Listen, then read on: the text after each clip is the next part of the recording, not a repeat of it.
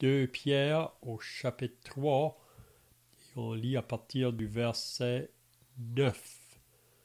2 Pierre chapitre 3 et le verset 9. Donc je commence la lecture, puis si vous êtes intéressé de lire, vous pouvez le faire.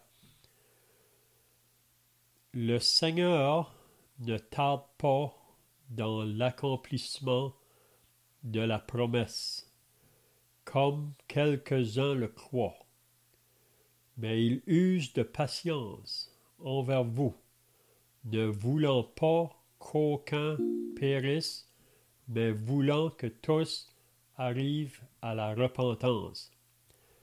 Le jour du Seigneur viendra comme un voleur.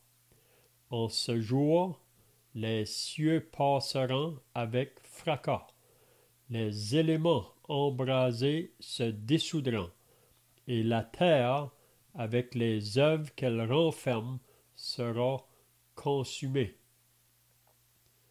Pour ceux qui viennent de s'ajouter, là, on est dans 2 Pierre 3, puis on est rendu au verset 11. Donc, si quelqu'un veut lire.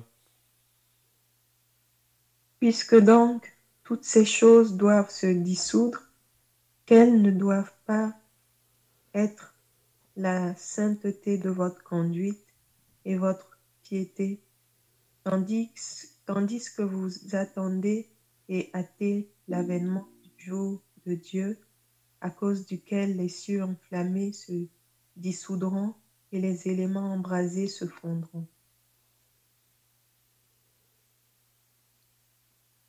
Mais nous attendons, selon sa promesse, de nouveaux cieux et une nouvelle terre, où la justice habitera. C'est pourquoi, bien-aimés, en attendant ces choses, appliquez-vous à être trouvés par lui sans tache et irrépréhensibles dans la paix.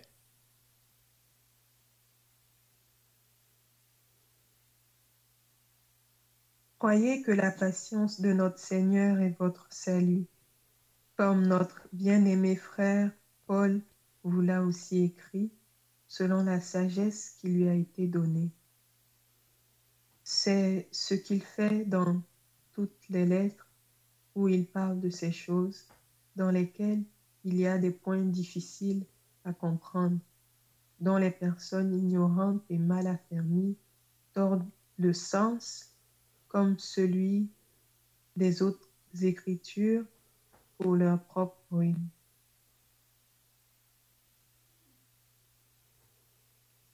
Vous donc, bien-aimés, qui êtes avertis, mettez-vous sur vos gardes, de peur qu'entraînés par l'égarement des impies, vous ne veniez à déchoir de votre fermeté.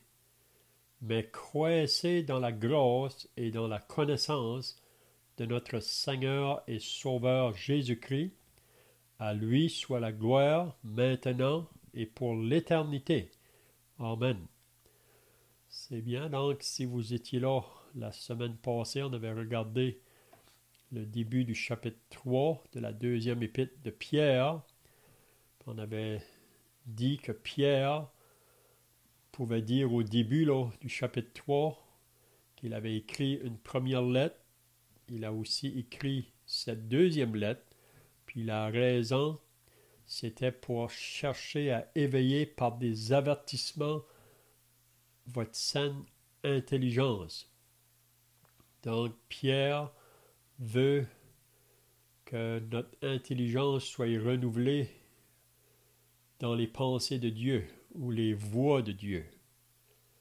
Vous savez qu'on vit dans un monde qui est contraire, un monde qui est sous la puissance du mal.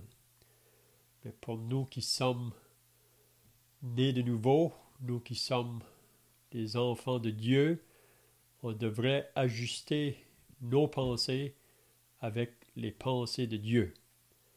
Puis quand on regarde concernant les pensées de Dieu, on lit que ce monde dans lequel nous vivons va bientôt être sous le jugement de Dieu.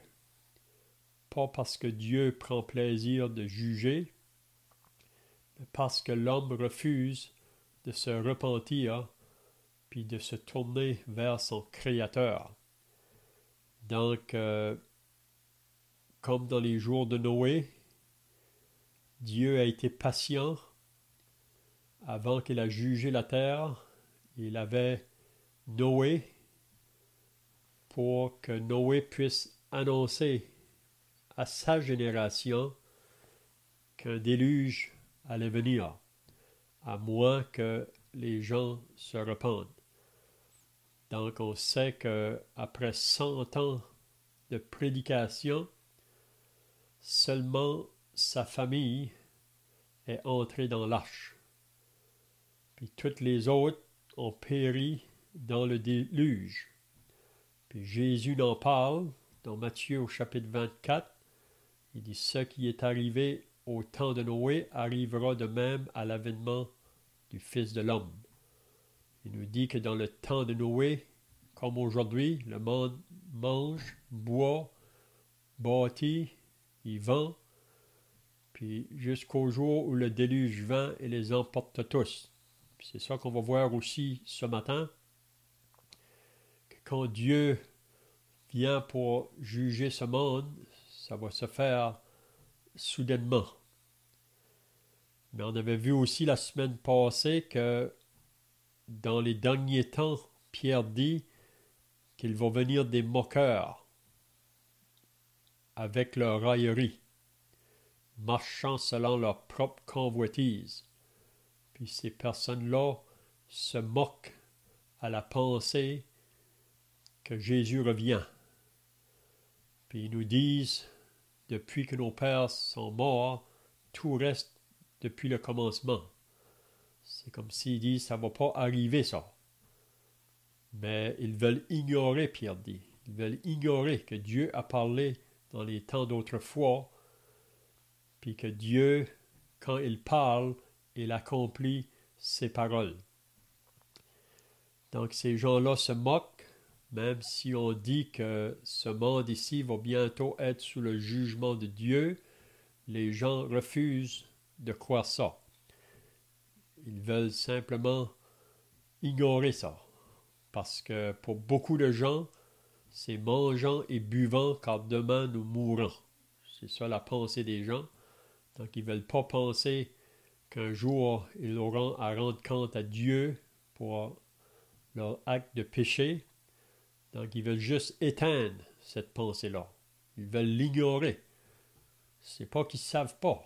Ils savent que Dieu un jour va juger.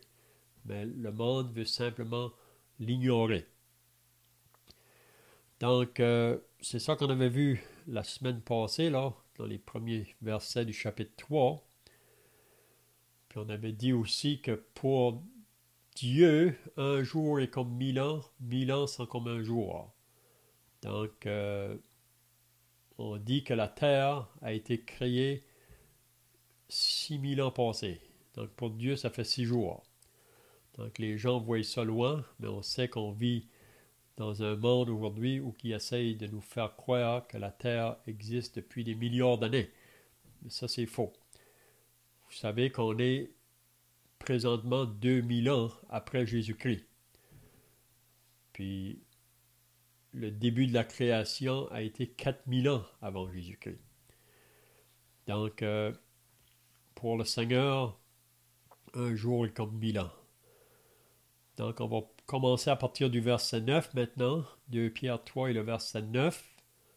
À moins que quelqu'un ait des pensées de qu'est-ce qu'on avait vu la semaine passée. Là. Si vous avez des pensées, vous pouvez ajouter. Sinon, on commence au verset 9 du chapitre 3.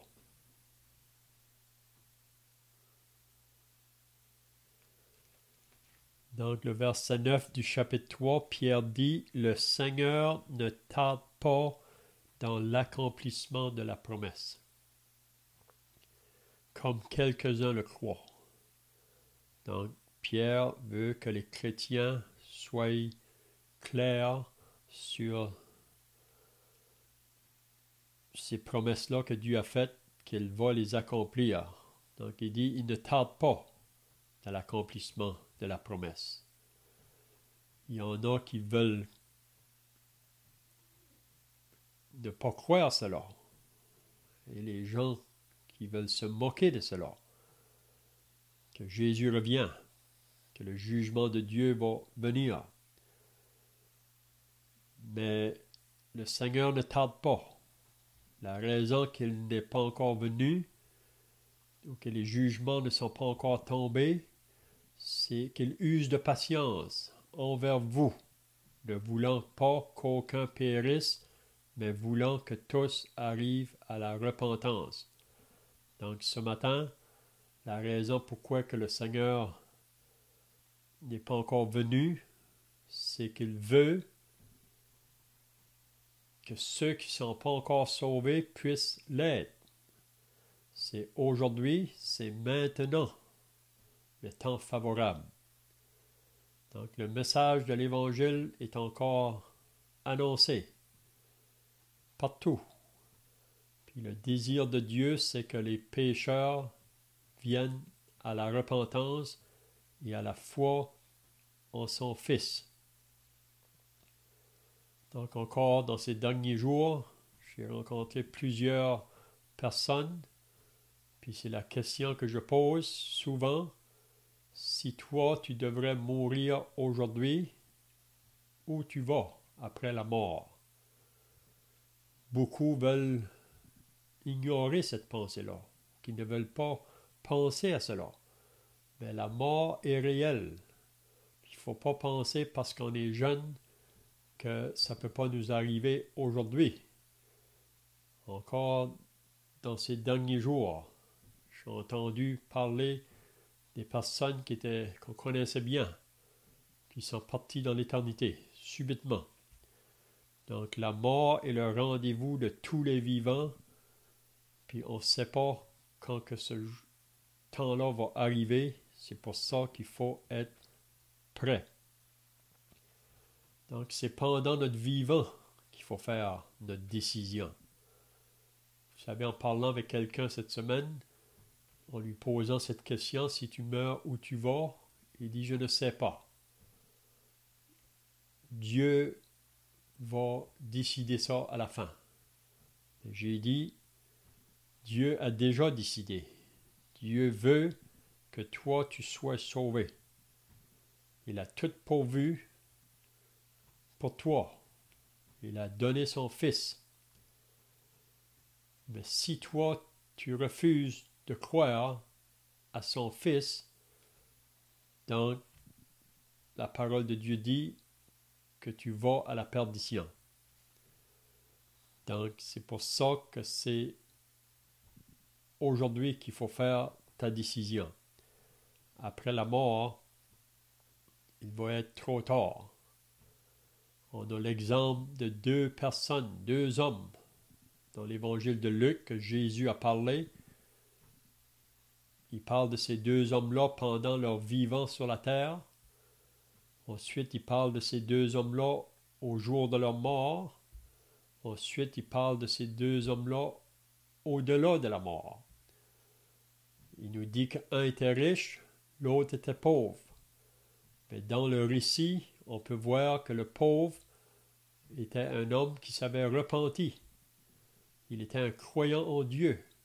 Mais dans le récit, on voit aussi que le riche, lui, ne s'avait jamais repenti pendant sa vie. Mais quand ils sont morts, un est allé dans le sang d'Abraham, le pauvre, tandis que le riche, lui, quand il a ouvert ses yeux, il était dans les flammes au tourment.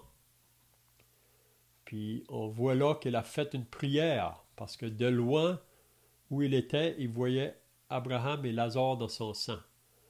Puis il voulait que Abraham envoie Lazare vers lui pour qu'il vienne lui rafraîchir la langue. Mais Abraham lui a dit, il est trop tard maintenant. On ne peut pas aller d'un lieu à l'autre. Et si vous vous rappelez, le riche s'est rappelé de ses frères qui vivaient toujours sur la terre à ce moment-là. Puis il voulait qu'Abraham envoie Lazare vers ses frères sur la terre pour qu'il le atteste ces choses, afin qu'il ne vienne pas avec lui dans ce lieu de tourment. Puis vous vous rappelez qu'est-ce qu'Abraham a dit? tes frères ont Moïse et les prophètes, ils ont la parole de Dieu, qu'ils les écoutent. Mais le riche a dit, non, Père Abraham, mais si quelqu'un va vers eux, ils se repentiront. Mais on sait qu'Abraham y a dit, même si les morts iront vers eux, s'ils ne croient pas la parole de Dieu, ils ne se laisseront pas persuader. Donc, c'est maintenant. On lit dans le Deutéronome, Moïse, quand il a écrit de la part de Dieu, il dit, « J'ai placé devant toi la vie et la mort. Choisis la vie afin que tu vives. » Donc, c'est maintenant qu'il faut faire la décision où je vais passer mon éternité. Parce qu'après la mort, il sera trop tard. Donc, Pierre nous fait comprendre ici que la raison que Jésus n'est pas encore venu, c'est parce que il est patient, il attend, il veut que si toi tu n'es pas sauvé encore, il veut que tu règles ça aujourd'hui. C'est ça le désir de Dieu pour tous ceux qui n'ont pas encore répondu à l'appel de l'Évangile. Mais au verset 10 maintenant, qu'est-ce qu'on lit? Le jour du Seigneur viendra comme un voleur.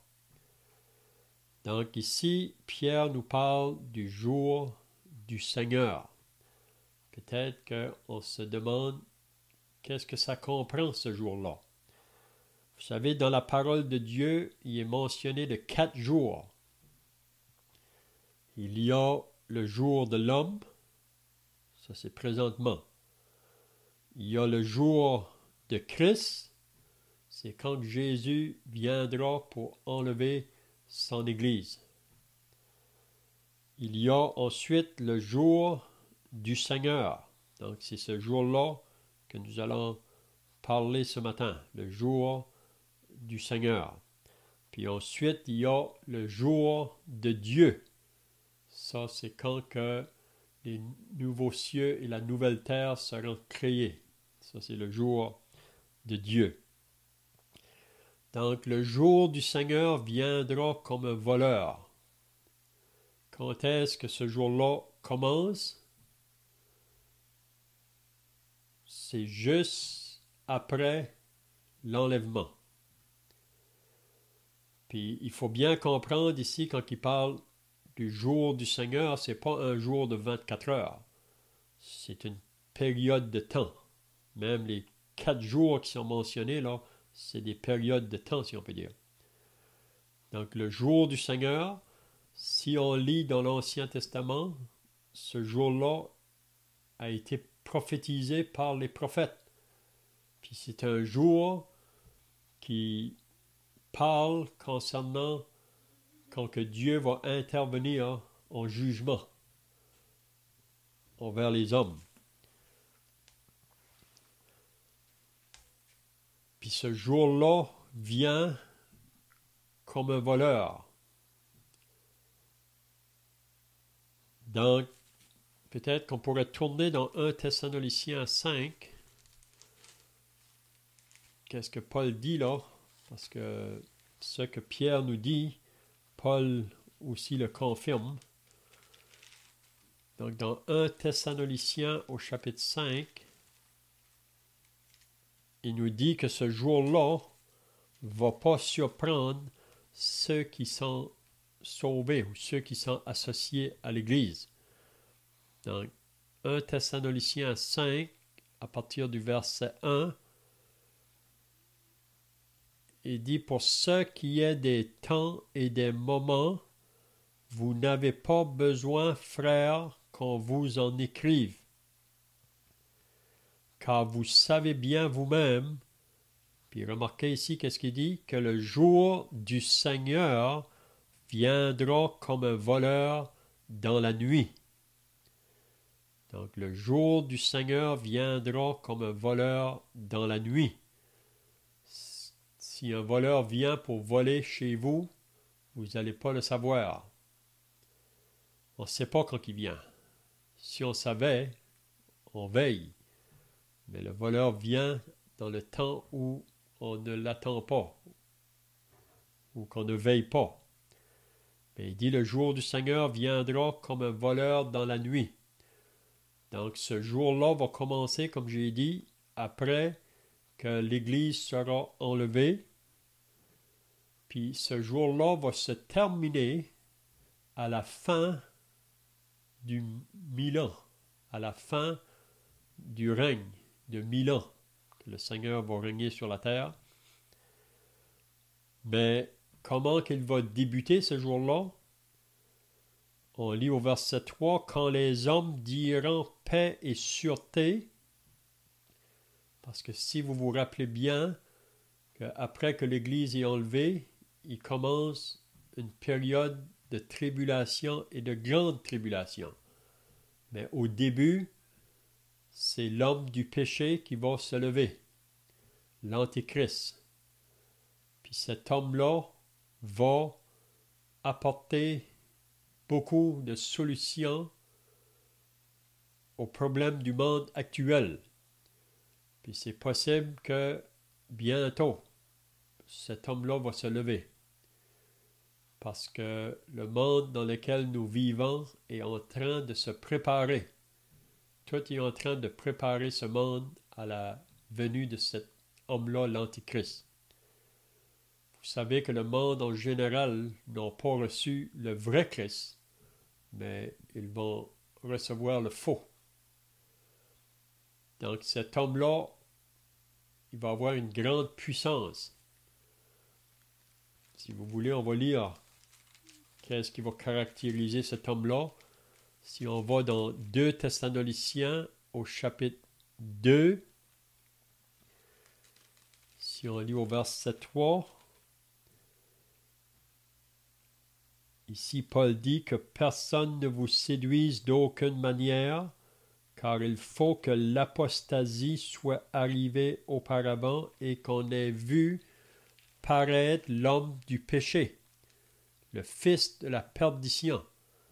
Donc, avant que Jésus revienne à la fin de la tribulation pour établir son royaume, il faut que ces deux choses-là paraissent, l'apostasie et l'homme du péché, c'est-à-dire l'Antichrist. Puis il nous dit que cet homme-là, qui est l'adversaire, qui s'élève au-dessus de tout ce qu'on appelle Dieu, ou de ce qu'on adore, jusqu'à s'asseoir dans le temple de Dieu, se proclamant lui-même Dieu. C'est ça qu'il va vouloir faire, ou qu'il va faire. Ne vous souvenez-vous pas que je vous disais ces choses lorsque j'étais encore chez vous? Et maintenant vous savez ce qui le retient, afin qu'il ne paraisse qu'en 100 ans. Car le mystère de l'iniquité agit déjà, il faut seulement que celui qui le retient encore ait disparu. Donc celui qui le retient, c'est vraiment le Saint-Esprit, c'est vraiment l'Église qui est toujours là, le sel de la terre. Mais quand cela sera disparu, et alors paraîtra l'impie, que le Seigneur Jésus détruira par le souffle de sa bouche, et qu'il anéantira par l'éclat de son avènement. Donc, cet impie va paraître au début de la tribulation, mais à la fin, le Seigneur Jésus viendra pour détruire l'Antichrist et le faux prophète. Mais il nous dit que cet Antichrist-là va, son apparition, l'apparition de cet impie se fera, comment? Par la puissance de Satan.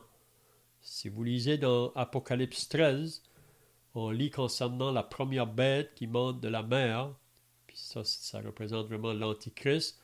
Puis si vous lisez là au chapitre 13, ça dit que le diable ou le dragon va donner sa puissance ou son autorité à la bête, à l'Antichrist. Donc, il va venir avec la puissance de Satan, avec toutes sortes de miracles. Donc, il ne faut pas courir trop après les miracles. On sait qu'on vit dans un monde où on court après les miracles, comme dans le temps de Jésus. C'est vrai que Jésus a fait des miracles, mais ce n'est pas tous les miracles qui viennent de Dieu. Donc, il faut vraiment discerner. Mais ici, on voit que l'Antichrist va séduire beaucoup de gens par des miracles, des signes, des prodiges mensongers, et avec toutes les séductions de l'iniquité pour ceux qui périssent, parce qu'ils n'ont pas reçu l'amour de la vérité pour être sauvés. Donc ceux qui périssent, ceux qui vont être perdus ou qui vont être sous le jugement de Dieu, ce sont ceux qui n'ont pas reçu l'amour de la vérité pour être sauvés. Donc ils ont entendu la vérité en ce qui concerne la bonne nouvelle, qu'il faut se repentir, qu'il faut croire en Jésus comme le seul sauveur, mais ils ne l'ont pas fait.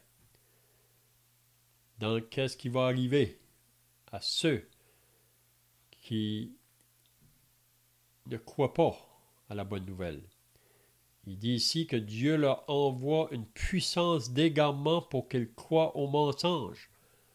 Donc, si on ne croit pas à la vérité, donc on va croire au mensonge, afin que tous ceux qui n'ont pas cru à la vérité, mais qui ont pris plaisir à l'injustice, soient condamnés. Donc, il y a seulement un chemin pour arriver à Dieu.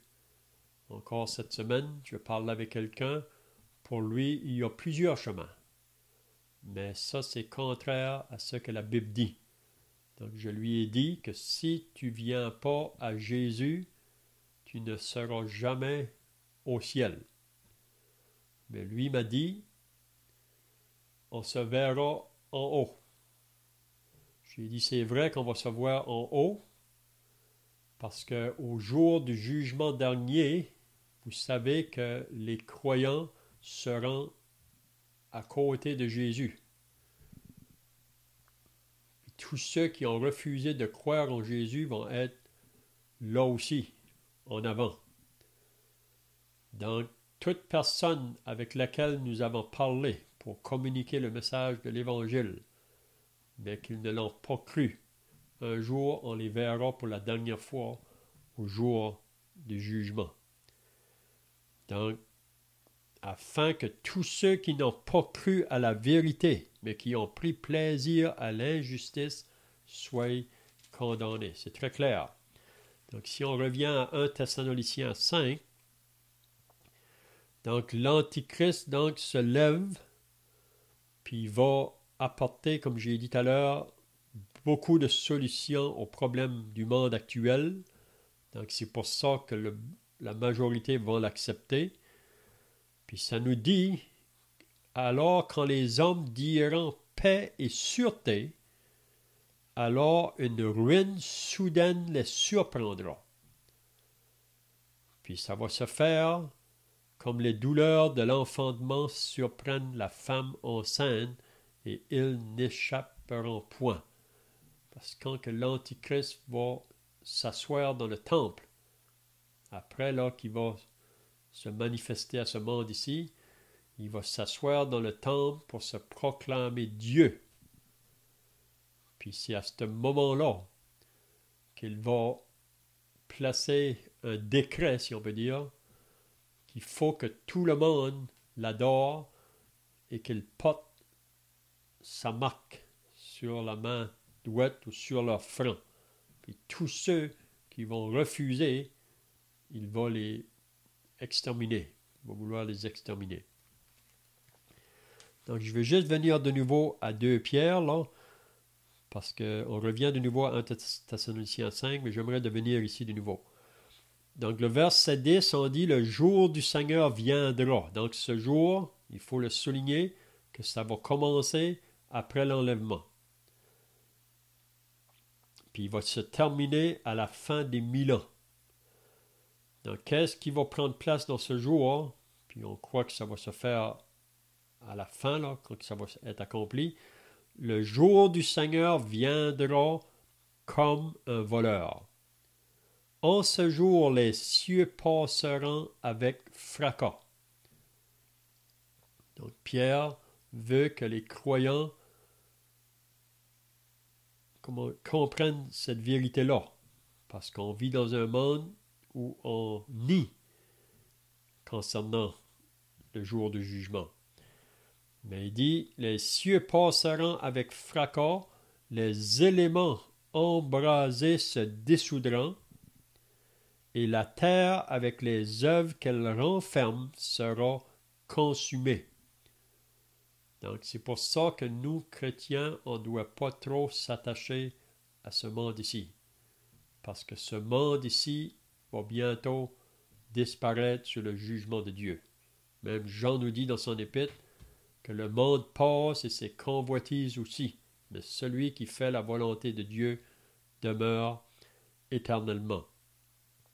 C'est pour ça que Pierre, dans sa première épître, là, au chapitre 2, il exhorte les chrétiens. Il dit qu'on est comme des pèlerins ou des étrangers et des voyageurs sur la terre. Donc on n'est pas chez nous ici. On est simplement ici pour représenter Dieu comme des ambassadeurs. Mais bientôt, on va partir. Le monde va être sous le jugement. Tout va disparaître. Toutes les choses qu'on peut voir à l'œil nu, toutes les choses que l'homme a pu bâtir ou construire, ça va disparaître, ça va être consumé. Donc, je ne sais pas si quelqu'un a des questions ici, là, ou d'autres pensées, vous pouvez le faire. Sinon, on va continuer au verset 11.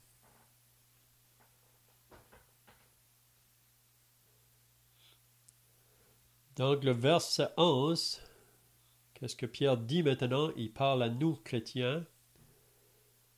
Puissent donc toutes ces choses doivent se dissoudre. Donc, puisque ce monde ici va disparaître, si on peut dire, sous le jugement de Dieu, puis la raison, c'est parce que c'est un monde qui refuse de se repentir, de se mettre d'accord avec le Créateur.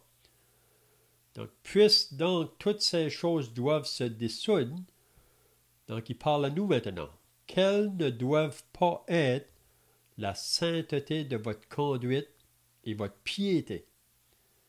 Donc, Pierre, ici, il exhorte les chrétiens en attendant que ce jour prenne place, comment que nous, on devrait vivre notre vie ici-bas sur la terre. Puisque toutes ces choses-là vont se faire. Il dit qu'elles ne doivent pas être la sainteté de votre conduite et votre piété. Donc, vous remarquez qu'il parle de la sainteté. Soyez saints comme je suis saint. Et c'est ça qu'on avait vu dans la première épître. C'est ça que Dieu demande. Avant d'être sauvé, on vivait pour le péché. On livrait nos membres à toutes sortes de choses qui est contraire à la volonté de Dieu. Mais maintenant qu'on a été affranchis, on est exhorté, Paul nous dit ça dans Romains 6, à marcher dans une vie de sainteté, une vie de pureté, une vie de piété. Une vie de piété, c'est une vie d'attachement à Dieu. Et une vie qui plaît à Dieu, comme Enoch. Si vous lisez à propos de Enoch, on lit ça dans l'Épître aux Hébreux au chapitre 11, c'était un homme qui était agréable à Dieu. Il vivait dans une vie de sainteté et de piété. Donc c'est ça que nous, on devrait vivre pendant le temps qui nous reste à vivre ici-bas. Et c'est ça qui exhorte les chrétiens ici. Tandis que vous attendez et hâtez l'avènement du jour de Dieu. Donc vous remarquez ici, le jour de Dieu. On avait vu le jour du Seigneur. Le jour du Seigneur vient avant le jour de Dieu. Le jour de Dieu, ça va être ce qui va se faire après que tout va être consumé, si on peut dire. À cause duquel les cieux enflammés se dissoudront et les éléments embrasés se fondront. Donc le jour de Dieu viendra après ça. Mais nous attendons, selon sa promesse, de nouveaux cieux et une nouvelle terre où la justice habitera. Donc, ici c'est bien clair. Pierre nous dit qu'il y aura des nouveaux cieux et une nouvelle terre où que la justice va habiter.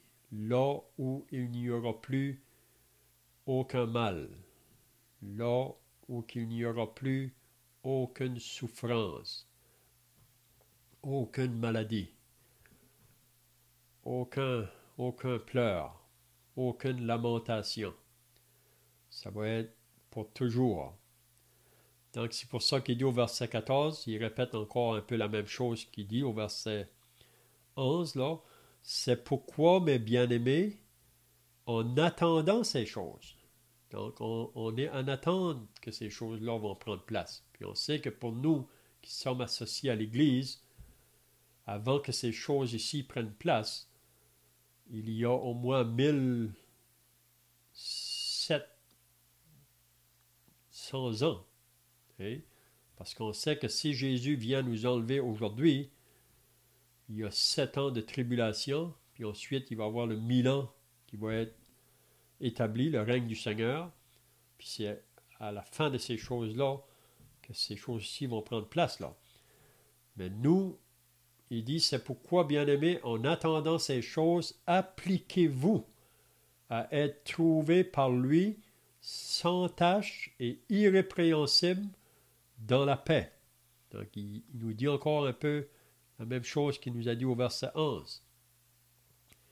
Appliquez-vous à être trouvés par lui sans tache et irrépréhensible dans la paix. Croyez que la patience de notre Seigneur est votre salut. Comme notre bien-aimé frère Paul vous l'a aussi écrit selon la sagesse qui lui a été donnée. Donc, si on revient de nouveau à 1 Thessaloniciens 5, Paul ici nous dit aussi comment que nous qui sommes sauvés, comment qu'on devrait vivre notre vie en attendant que ces choses-là prennent place. Parce que si on est encore sur la terre comme chrétiens, nous qui sommes associés à l'Église, Dieu veut que nous portions un témoignage autour de nous, afin de gagner d'autres âmes à Christ. L'apôtre Paul disait dans 1 Corinthiens 9, « Je fais tout pour la cause de Christ ou pour la cause de l'Évangile. » Il faisait tout dans le but d'atteindre ceux qui étaient toujours dans les ténèbres. Même en parlant avec quelqu'un cette semaine, cette personne-là me dit que c'est juste dernièrement qu'elle réalise là, que ceux qui sont autour, qui ne sont pas sauvés, sont dans les ténèbres. Puis s'ils meurent dans cet état-là, ils vont être sous le jugement de Dieu. Donc elle réalise, c'est la raison pourquoi que je devrais vivre ma vie chrétienne afin que mon témoignage puisse gagner ceux qui sont toujours dans le royaume des ténèbres. Ils s'en vont vers le jugement, vous comprenez? Donc c'est pour ça qu'on devrait faire tout pour aller les chercher. Puis c'est pas toujours en parole. Souvent c'est par nos actions, la manière qu'on vit notre vie, qu'on peut atteindre d'autres. Donc dans 1 Thessaloniciens 5 et le verset 4, on va lire ça là, jusqu'au verset 11. Pour terminer, Paul nous dit ici comment on devrait vivre. Il dit, mais vous, frères, donc 1 Thessaloniciens 5, 4, mais vous, frères, vous n'êtes pas dans les ténèbres pour que ce jour vous surprenne comme un voleur. Donc, Paul dit aux chrétiens que le jour du Seigneur, pour nous, il ne va pas nous surprendre. Pourquoi? Parce que on sera enlevé avant que ce jour-là prenne place. Donc, ça veut dire que le jour du Seigneur, ça vient comme un voleur, mais ça va se faire, on pourrait dire, au même moment que le Seigneur vient chercher son Église. Donc, le moment que l'Église est enlevée, un moment après, ce jour-là commence, le jour du Seigneur. Mais là, il nous dit, « Vous êtes tous des enfants de la lumière et des enfants du jour. » Donc, en parlant aux chrétiens de Thessalonique. Autrefois, on était aussi dans les ténèbres. Mais maintenant qu'on a cru Maintenant qu'on a mis notre confiance dans le Seigneur Jésus pour le recevoir comme Sauveur et Seigneur, donc on est maintenant associé au royaume de la lumière. Donc vous êtes tous des enfants de la lumière et des enfants du jour. Nous ne sommes point de la nuit, ni des ténèbres.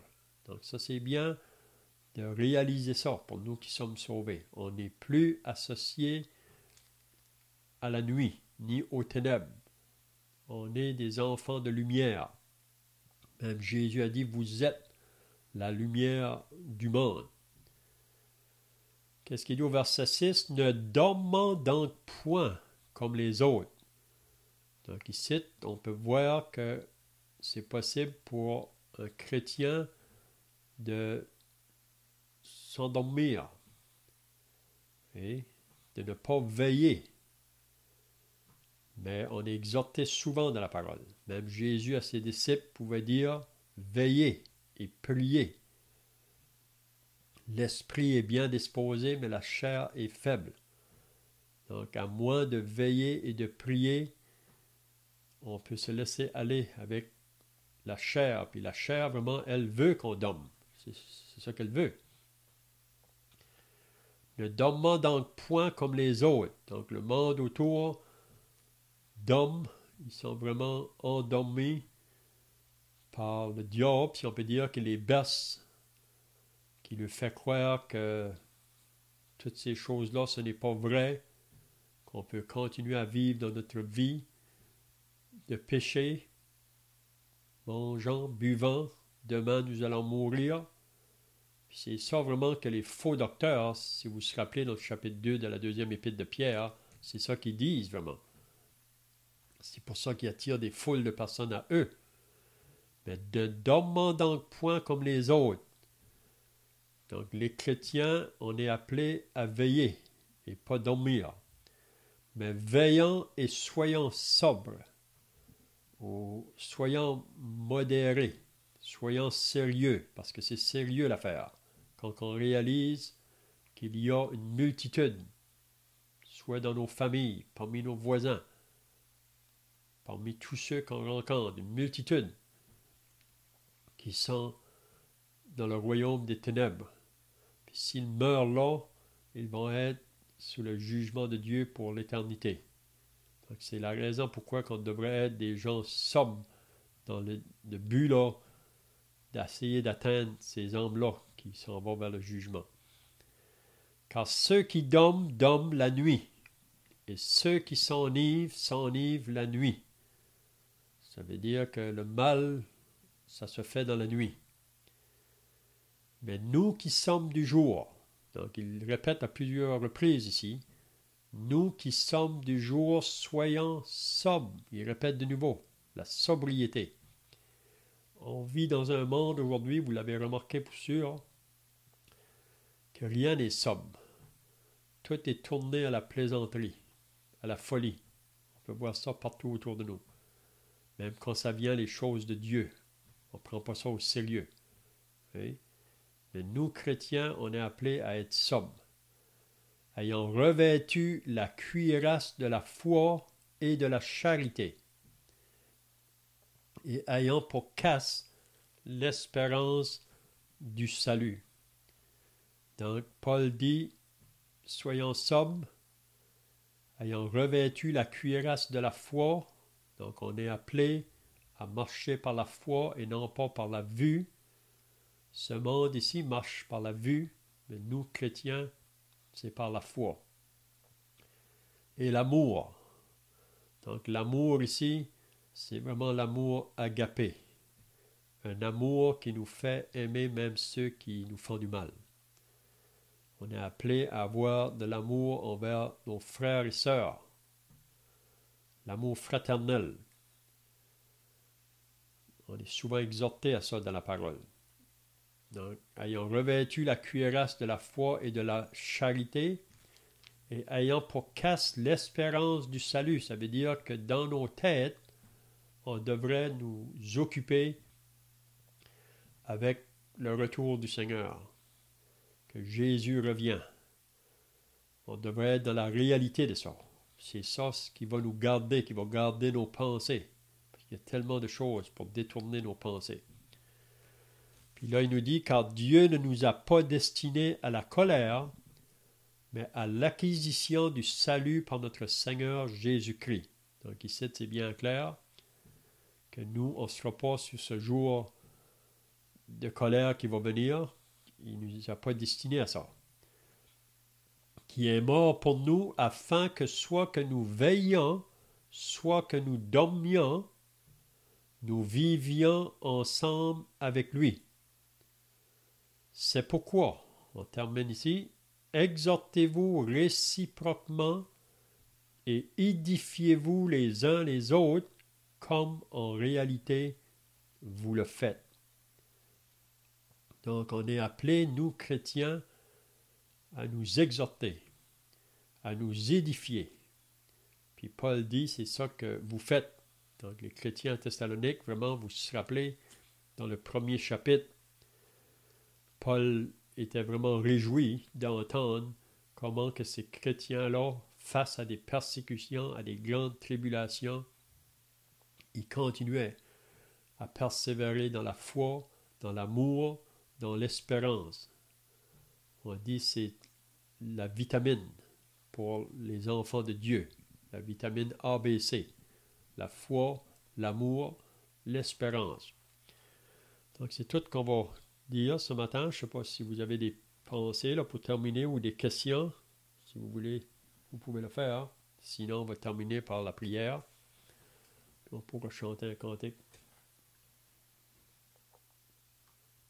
Prions, notre Dieu et notre Père, nous voulons maintenant terminer par la prière.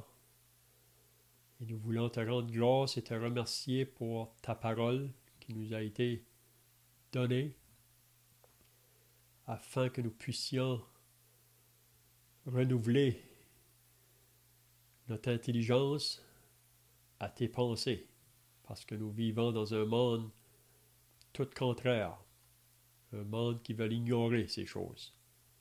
Mais aide-nous, Seigneur, à marcher d'une manière digne de la vocation dans laquelle nous avons été appelés, en toute humilité, douceur, avec patience et avec amour. Donc nous remettons cette étude entre tes mains. Bénis ceux qui étaient présents ce matin et aide-nous à porter un témoignage devant ce monde qui nous entoure, afin que d'autres pourraient venir à la repentance et à la foi en ton Fils. Donc nous remettons cette journée entre tes mains. Bénis-nous tous au nom du Seigneur Jésus. Amen.